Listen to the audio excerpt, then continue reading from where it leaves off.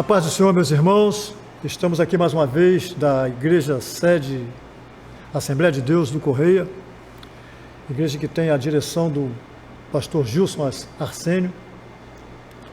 E nós nessa manhã do dia 26 de abril, vamos falar da lição 4, 26 de abril de 2020, que tem como título Buscando Conhecer os Caminhos do Senhor.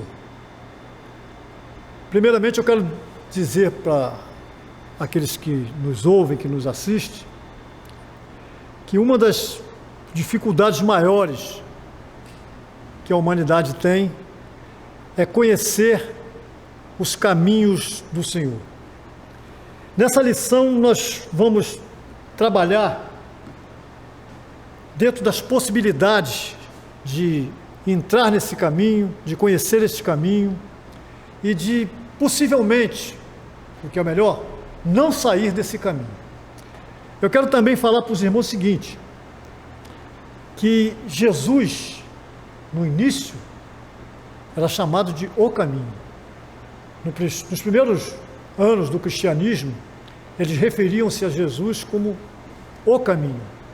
Era até chamado de seita, a seita chamada o caminho era de Jesus. Por quê? Porque, na verdade, Jesus, quando no Evangelho de João, ele diz que eu sou o caminho, ele está fazendo uma referência única a um único caminho que leva à vida, o único caminho que devemos seguir. Ele fala assim, eu sou um caminho, eu sou o caminho. Não tem essa alternativa, você pode até buscar uma outra alternativa, mas a outra alternativa que não seja o caminho, não vai te levar para um bom lugar. Você imagina como se você estivesse num shopping, numa loja de shopping, e você visse uma escada rolante que te levava para a sobreloja e uma escada rolante que te levasse para o subsolo. Quando Jesus diz que Ele é o caminho, é porque o caminho que leva para cima, para o céu, é Jesus. Toda vez que a Bíblia se refere a céu, ela se refere a algo mais alto. E quando se refere a inferno, algo mais baixo. Ao céu nas alturas e inferno nas profundezas, né? Então, na verdade, o caminho, Jesus, é o que é o centro de toda a Bíblia. Então, quando ele se deixa revelar, se revela como o caminho, a verdade e a vida, ele está dizendo para nós o seguinte: o único caminho é Ele, a única verdade é Ele, e o único que tem a vida é Ele. Aqui nós temos aqui, tanto no texto áureo, como na verdade aplicada, referência, nas duas partes, tanto no áureo quanto na verdade aplicada, referência a caminho. E não custa nada nós dizermos que nesta lição, a palavra-chave dela é a palavra caminho. Então, baseado nisso, nós vamos começar esse estudo, né, neste Salmo 25, que eles chamam de um salmo acróstico. O que seria um salmo acróstico? Um salmo acróstico é aquele cujas iniciais... O que é um acróstico? Eu vou explicar para vocês. Acróstico é um texto. Quais são as letras, as iniciais de um texto, que no final dela vai revelar o teor daquele texto. Por exemplo, se você pegar a palavra Jesus na vertical, o J de Jesus, o E, a letra E, o E, de, vamos dizer, eterno, o S de suficiente, o U de único, só o S de Salvador, você tem um acróstico. Jesus, você olha Jesus na vertical, e vê a representação dele na horizontal. Isso é um acróstico. Assim acontecia nos textos, em alguns textos bíblicos, né, chamados textos em que apareciam esses acrósticos. O acróstico ele pode aparecer no início da frase ou no meio da frase, no início do texto ou no meio do texto. O livro de Esté está carregado de acrósticos, que chama Senhor, fala de Deus, tanto na tradução em inglês, lá do rei Tiago, né? Quanto nas traduções normais nós vemos a palavra Deus em acróstico. Mas ali está, então ele fez questão de fazer este acróstico, né, com algumas letras do alfabeto hebraico, né? Ele começa com a letra A, Aleph, depois tem a letra B, Bet, né? A C, que é Gimel, a D, que é Dalet, a E, que é Ri, ou então, e a F, que é Vav, a G, que é Zain, a H, que é Het, a I, que é Tet, e assim vai. São letras que iniciam, letras hebraicas que iniciam este salmo para transformá-lo num salmo acróstico, num texto acróstico. O cristianismo, como eu falei anteriormente, ele era conhecido como o caminho. O movimento de evangelização argentino, na década de 70, ele tinha a seguinte denominação: porta, caminho e alvo. Jesus diz que ele é a porta. Então, nós, quando entramos para a vida de cristão, quando nós aceitamos a Jesus, nós entramos por esta porta que é Jesus. E quando entramos por esta porta que é Jesus, quando nós aceitamos a Jesus, passa a habitar dentro de nós o Espírito Santo. E a partir do momento que nós entramos por esta porta, que é Jesus, nós fazemos um caminho, nós percorremos, nós trilhamos por um caminho. E esse caminho nós trilhamos com uma vantagem sobre os ímpios. Os ímpios, aqueles que não têm a Jesus como seu Salvador, eles têm a desvantagem de não terem com ele o Espírito Santo. A Bíblia diz que o Espírito Santo que o mundo não pode ter, que não pode conhecer, esse que nós temos. Então, quando nós entramos por esta porta e trilhamos por esta porta que é Jesus, e trilhamos por este caminho que também é Jesus, nós temos acesso ao alvo, à vida que também nos é dada por Jesus.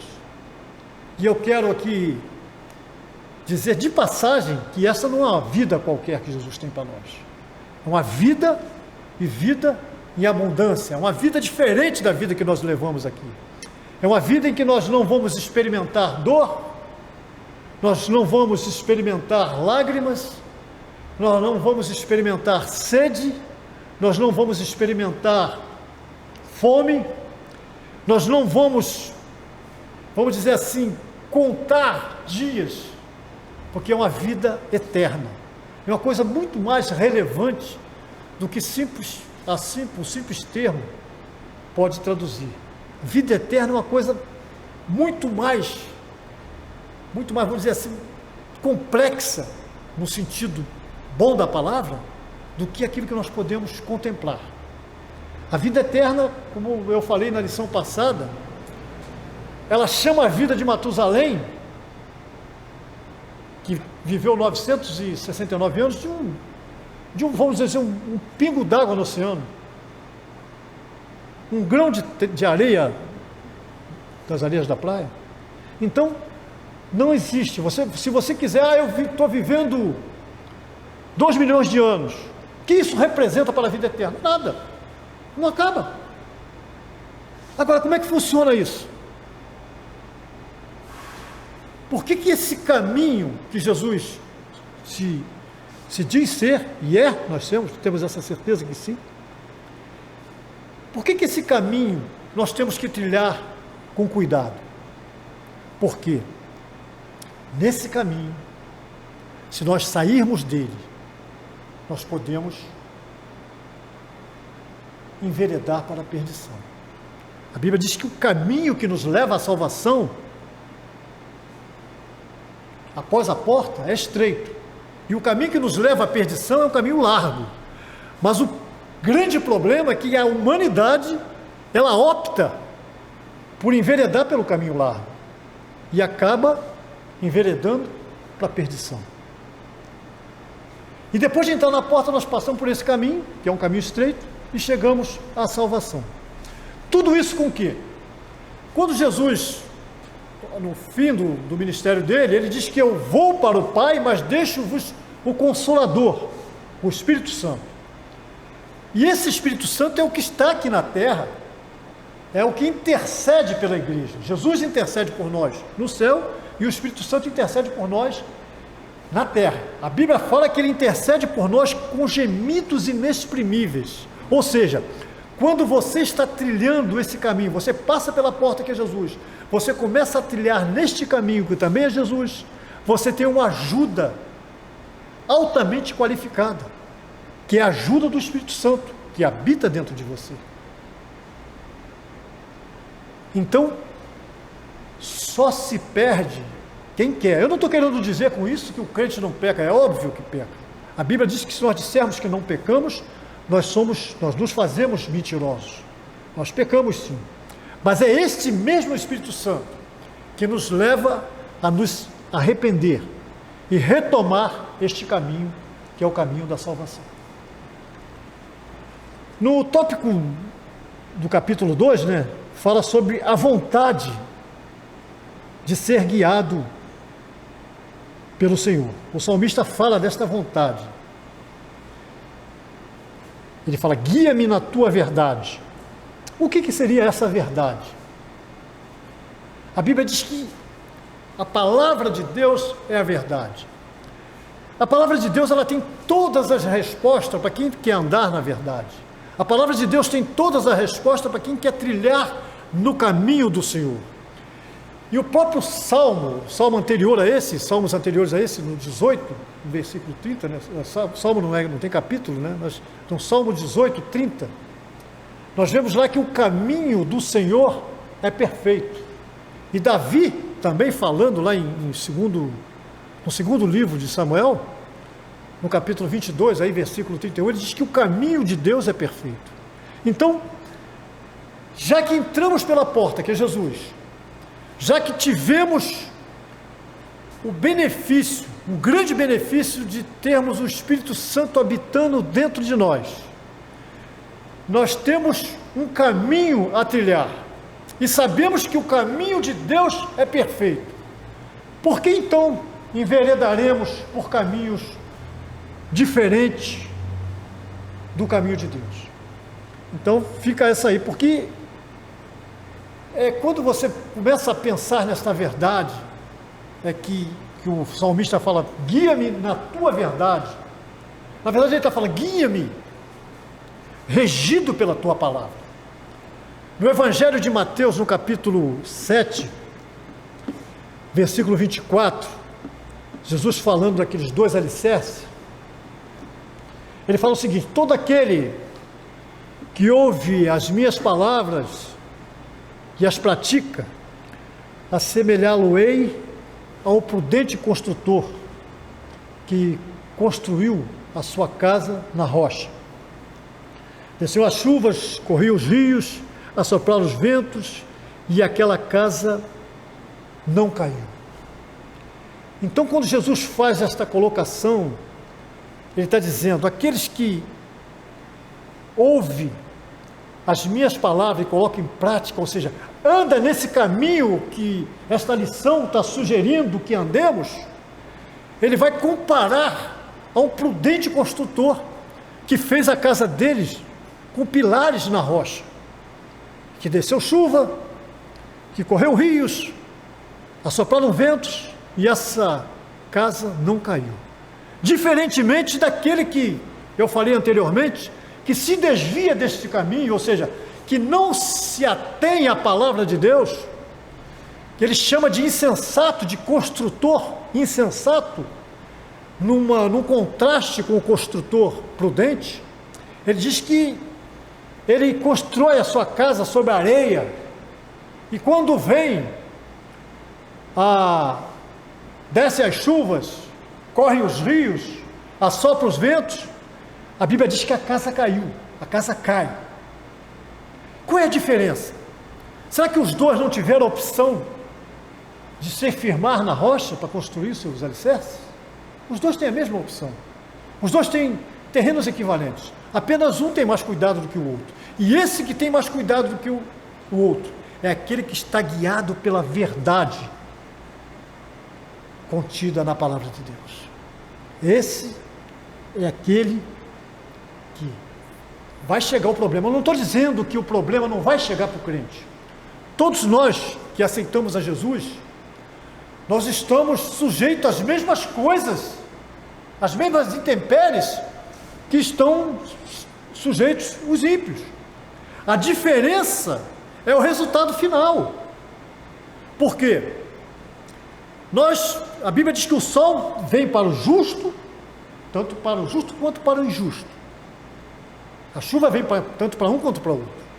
A diferença de estarmos na casa do Senhor, a diferença de termos aceitado a Jesus, é que os reflexos das chuvas, dos rios, dos ventos, de toda e qualquer intempéries, não são os mesmos. Porque ainda que aconteça tudo isso, que nós venhamos a sucumbir diante de uma catástrofe que atingiu todo mundo, nós temos uma esperança que os ímpios não têm, de que se morrermos, ressuscitaremos com Cristo e em Cristo. Então, o resultado final certamente vai ser diferente. O resultado daquilo que encara o ímpio e daquilo que encara o crente, o justo. Então, mas tudo isso nos leva a entender o quê? Que esse caminho ao qual o salmista está falando é o caminho do Senhor, é o caminho que o Senhor nos designou para que andássemos. Em Romanos 8:14 diz que são guiados pelo Espírito de Deus, são chamados filhos de Deus. Ser guiado pelo Espírito de Deus é uma outra coisa que nós temos o Espírito Santo. Então você opta por buscar o Espírito na direção, tudo que nós formos fazer, tudo que nós fizermos em nossa vida, nós na qualidade de servos de Deus, na qualidade de crentes de Jesus Cristo, nós temos que nos submeter à apreciação do Espírito Santo. Porque, na verdade, a Bíblia diz que, em Romanos 8:26, vai dizer que Ele nos ajuda na fraqueza. Nós somos fracos, já falamos na lição que falava da ovelha que nós somos fracos. Mas o Espírito Santo nos ajuda nessa fraqueza. E a palavra ajuda é uma palavra até mal interpretada, né? Paulo, quando vai escrever aos Romanos, ele usa um neologismo, né? Uma palavra chamada sunanti lambanomai, que ela é transcrita ali como ajuda, mas na verdade não é ajuda. É uma formação de 3 palavras numa só, sunanti lambano. Sun significa com, ante, contra, e lambano, tomar para si. Então, na verdade, quando Paulo está dizendo que o Espírito Santo nos ajuda, né? Porque a Bíblia diz que os que são guiados pelo Espírito de Deus são filhos de Deus. Se você quer trilhar no caminho do Senhor, você tem que ser guiado pelo Espírito de Deus, o Espírito Santo. E se você quer a ajuda de Deus, nesse caso, especificamente daquele que intercede pela igreja, daquele que ajuda a igreja, o Espírito Santo, você também tem que fazer a tua parte. Porque quando ele fala, o Espírito Santo nos ajuda, ele está dizendo, o Espírito Santo nos ajuda a pegar o peso, o Espírito Santo nos ajuda a ir de contra o peso, o Espírito Santo nos ajuda a tomar o peso. Então, andar no caminho, ser guiado por Deus, é você estar disposto a aceitar a ajuda do Espírito Santo que está lá, descrita na carta de Paulo aos Romanos, no capítulo 8, no versículo 26. Então isso é aceitar a ajuda do Espírito Santo, é aceitar a ajuda de Deus. Porque, na verdade, nós temos antes da vinda de Jesus, né, os filhos de Deus, eles eram guiados pela lei. Mas a Bíblia mesmo vai dizer que a lei, ela só vem para quê? Ela só vem para provar que o homem não conseguia cumprir a lei. Então tinha que ter uma outra coisa que fosse maior do que a lei, para nos conduzir. Porque se fôssemos usar a lei como teste de aptidão, de aprovação para termos a vida eterna, nós não teríamos, porque de maneira nenhuma nós conseguiríamos cumprir toda a lei. Então nós não conseguiríamos ter esta vida, porque nós certamente infringiríamos a lei. Mas depois da lei veio a graça veio por Jesus. E a graça é um favor que nós não merecemos. Ou seja, ainda que descumpramos a lei, veio a graça, sem nós merecermos, para nos levar para a vida eterna. Então, aí nós temos aí um presente de Deus, né? Um favor que nós não merecemos. E o detalhe é o seguinte: se você observar, não é fácil. Jesus, ele faz até ele faz colocações, faz advertências sérias. Se você pegar o capítulo 9 de Lucas, ele faz feito uma peneira, né? Ele diz, olha só, aquele que não deixar pai e mãe não é digno do reino, aquele que coloca a mão no arado e olha para trás também não é digno, aquele que diz que vai enterrar o pai, ele fala, deixa que os mortos enterram os mortos. Na verdade, Jesus não é qualquer um que vai entrar nesse caminho. Ele fala que para entrar nesse caminho tem que estar com os olhos fitos nele. E por fim, né, eu quero trazer, eu não sei como é que está o tempo, mas eu quero trazer aqui para vocês, para fechar isso aí, para que nós possamos entender esse caminho que Jesus fez, que Jesus nos recomenda que façamos. Lá naquela chamada parábola do bom samaritano, diz o seguinte, que descia um homem de Jerusalém para Jericó, e foi assaltado, vamos dizer assim, e também descia, da mesma forma, um sacerdote, e vendo aquele homem assaltado, caído, passou ao largo. Descia também, de igual modo, um levita, e vendo aquele homem caído, olha só, todos três, o homem que foi assaltado, o sacerdote e o levita, todos três fazem o mesmo caminho. Eles vão de Jerusalém para Jericó. Eles fazem uma escala de declínio geográfico e, por que não dizer, de declínio espiritual também. Falando que aquele caminho de Jerusalém para Jericó não só tem um declínio geográfico em virtude da altitude de Jerusalém ser maior do que a altitude de Jericó, mas também de um declínio espiritual. Ou seja, tanto o homem que foi assaltado, quanto o sacerdote que passou ao largo, tanto o levita que passou ao largo também, eles iam pelo mesmo caminho.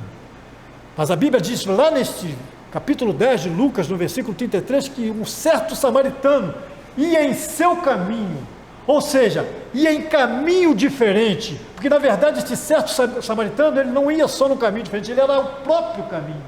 Na verdade, esse samaritano, que a Bíblia chama ali de bom samaritano, ele ou cruzou o caminho daquele homem, do levita e do sacerdote, ou ele foi em caminho inverso. O que na verdade é o que Jesus está trazendo para nós. Esse caminho que é Jesus, na verdade, é o caminho inverso de toda a humanidade, quer seja homem comum, quer seja sacerdote, quer seja levita. Sem Jesus, nem sacerdote, nem levita, nem homem comum, nenhum conseguiria alcançar a salvação. Foi necessário que Jesus viesse e atravessasse no caminho, ou então fizesse um caminho inverso. Qual é o caminho inverso? O caminho inverso da humanidade é o seguinte: o homem que foi assaltado era pecador. O homem que assaltou é óbvio que também era pecador. O sacerdote que passou ao largo era pecador e não conseguia remir os seus pecados. O levita que passou era pecador, mas o caminho, aquele que foi no seu caminho, que é Jesus Cristo, ele estava no caminho inverso, nós estava atravessando porque ele não tinha pecado. Então só Ele poderia nos resgatar. Então, já que Ele nos resgatou, dando a sua vida, por que nós não vamos aproveitar a sugestão que Deus dá? Que é seguir no caminho dele. Deuteronômio 28, nós vamos ver o seguinte: bênçãos e maldição. Bênção para aquele que obedece e maldição para aquele que desobedece. Em Deuteronômio 30, 19, eis que ponho diante de vós a vida e a morte, as bênçãos e a maldição. Se você me obedecer, terás a vida; se você desobedecer, terás a morte. Se você me obedecer, terá a bênção; se você desobedecer, terá a maldição. Então, a sugestão deste salmo é que nós sigamos pelo caminho que é Jesus, e no caminho de Deus, para que ganhemos a nossa salvação e a nossa vida eterna. Assim eu agradeço mais uma vez no nome de Jesus.